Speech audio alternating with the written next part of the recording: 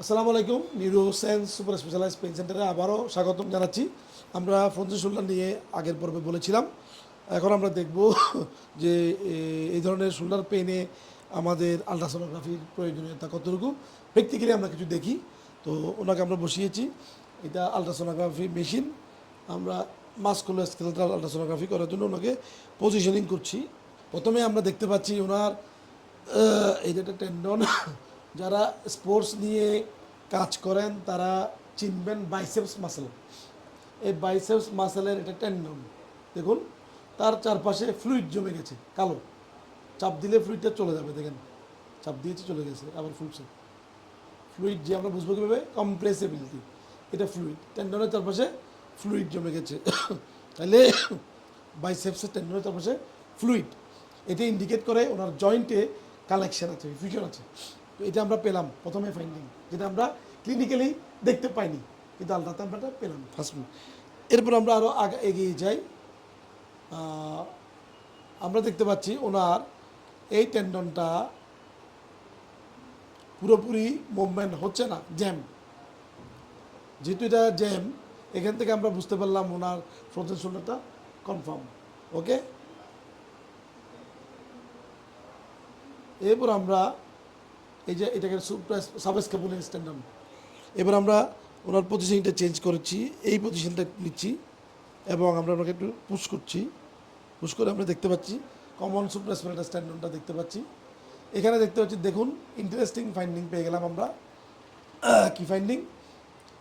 এই রক্তটার মধ্যে একটা ক্যালসিয়াম জমে গেছে, দেখুন ক্লিয়ারলি সাদা ক্যালসিয়াম জমে গেছে।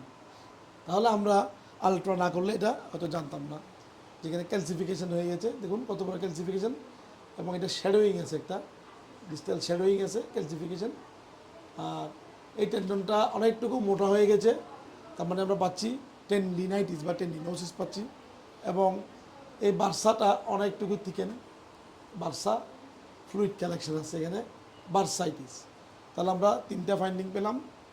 দেখুন আমরা ক্লিনিক্যালি বলছি শুধু ফ্রোজেন শোল্ডার, বাট আমরা কত কিছু পেলাম: calcification, tendinitis, bursitis, A lot of things, জয়েন্টে ইফিউশন। ঠিক আছে, আমরা আবার একটু শর্ট এক্সারসাইজ দেখতে পারি। এটা এই পজিশনটা একটু পেইনফুল, তাই উনি নিয়ে আসছেন। একটু রাখেন বাবা, শেষ পর্যায়ে দেখুন আবার দেখাচ্ছি। এই ক্যালসিয়ামটা দেখা যাচ্ছে, আবার বার্সাটা দেখা যাচ্ছে, ক্যালসিয়ামটা কেমন চলে আসছে, টেন্ডনের ভিতরে ক্যালসিয়াম জমে গেছে, অথচ উনি জানেন না এটা। এবার আমরা সামনে নিয়ে আসছি, ওনাকে কষ্ট দিতে চাই না।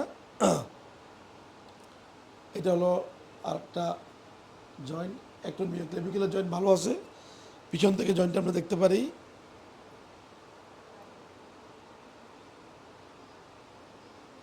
পিছন থেকে জয়েন্টটা এক্সামিন করে আমরা দেখলাম মাসেল টেন্ডনগুলো ঠিক আছে। আমরা একটু মুভমেন্ট করে দেখতে পারি।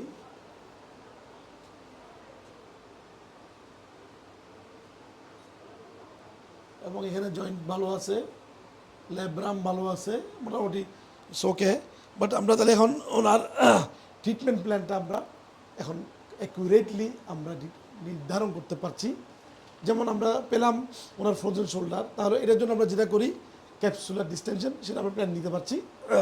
দ্বিতীয় হলো ওনার টেন্ডন আছে, টেন্ডনে আমাদেরকে ইন্টারভেনশন করতে হবে, ক্যালসিয়ামটাকে ইন্টারভেনশন করতে হবে। আমরা তাহলে আমাদের ট্রিটমেন্ট ফোকাসটাকে আমরা ঠিক করতে পারলাম, শুধু ডায়াগনোসিস না, কিছু কারণও পেলাম, ট্রিটমেন্ট ফোকাসটাকে আমরা সঠিকভাবে নির্ধারণ করলাম আলট্রাসোনোগ্রাফির মাধ্যমে।